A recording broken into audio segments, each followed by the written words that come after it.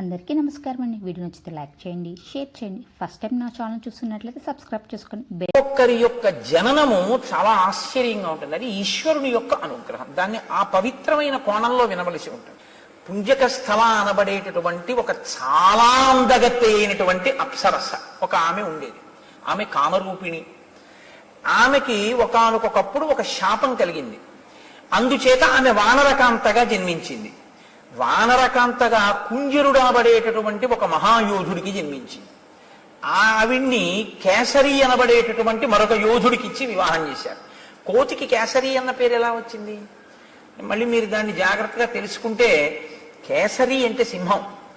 ఒకానొకప్పుడు శంఖము శబళ అని పేరు కలిగినటువంటి 2 ఏనుగులు ఉండేవి.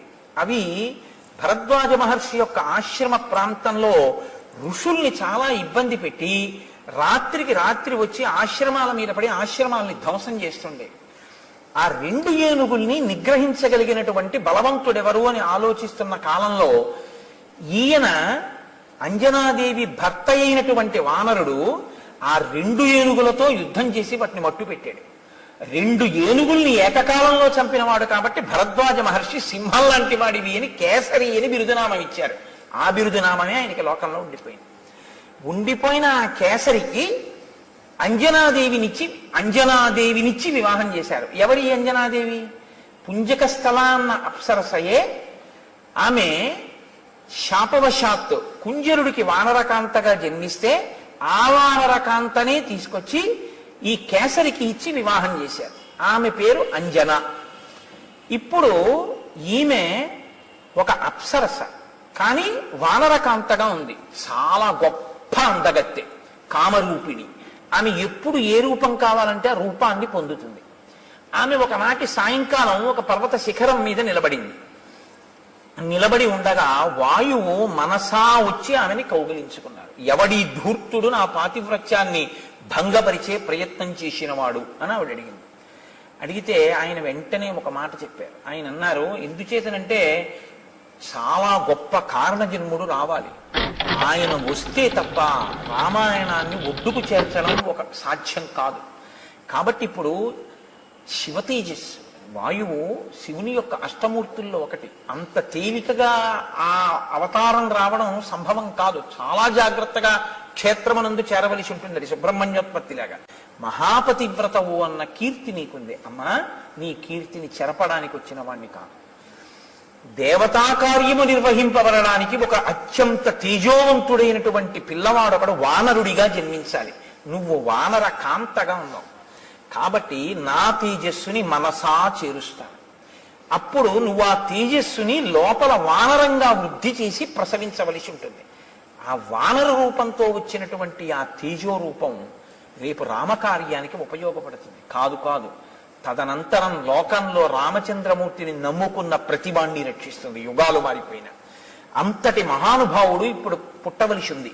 వీర్యవత్తులో నాతో సమానమైనటువంటి వేగం ఉన్నవాడు, నాతో సమానమైనటువంటి లంఘన శక్తి కలిగిన వాడు, అంటే దూకగలిగినటువంటి వాడు, అంతటి బుద్ధి పరాక్రమాలు ఉన్నటువంటి వాడు ఒక మహానుభావుడు పుట్టవలసిన అవసరం ఉంది. అందుకనమ్మా నీ యందు తేజస్సుని నిక్షేపిస్తున్నాను.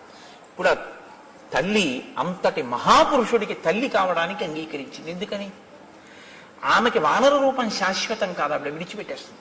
శాపవశాత్తు వచ్చినటువంటిది కాబట్టి కొంతకాలం తర్వాత వదిలేసి పుంజక స్థలగా వెళ్ళిపోతుంది. మళ్ళీ అప్సరసగా వెళ్ళిపోయినా ఆవిడ కీర్తి లోకంలో శాశ్వతంగా దేనివల్ల ప్రకాశిస్తుందంటే ఆంజనేయుని తల్లిగా, ఆంజనేయ స్వామి వారి తల్లిగా అంజనాదేవి యొక్క స్వరూపం సర్వభూతముల చేత నమస్కరింపబడుతుంది.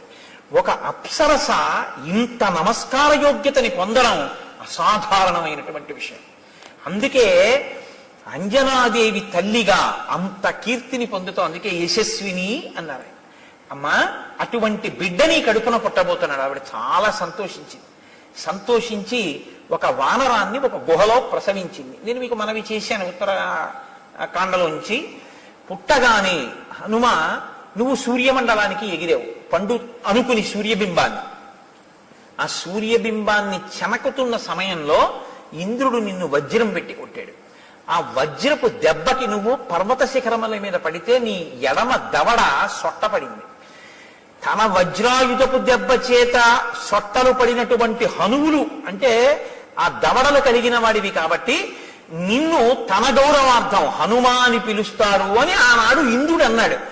ఇంద్రుడి చేత నామకరణం ఉంచబడిన వాడివి, సొట్టబడిన హనువు కలిగిన వాడివి కాబట్టి నీకు హనుమా అని పేరు వచ్చింది. ఆనాడు దేవతలందరూ నీకు వరాలు ఇచ్చారు. నీకివ్వబడినటువంటి వరాలలో చాలా చాలా గొప్ప వరం ఏమిటో తెలుసా? అసలు యుద్ధంలో ఏ అస్త్రము చేత ఏ శస్త్రము చేత నిహతుడివి కవు. నీకు దేవేంద్రుడిచ్చిన వరం నిన్ను వజ్రాయుధం కూడా ఏమీ చెయ్యలేదు. దానితో పాటు స్వచ్ఛందతశ్చ మరణంతే భూయాదితి వై ప్రభో. నీవు కోరుకుంటే వదిలిపెడతావు తప్ప శరీరాన్ని, నువ్వు శరీరం విడిచిపెడదాము అని కోరుకోకపోతే నిన్ను పడగట్టగలిగిన వాడు సమస్త భూతములలో దేవతలలో 3 లోకములలో ఎవడు లేడు.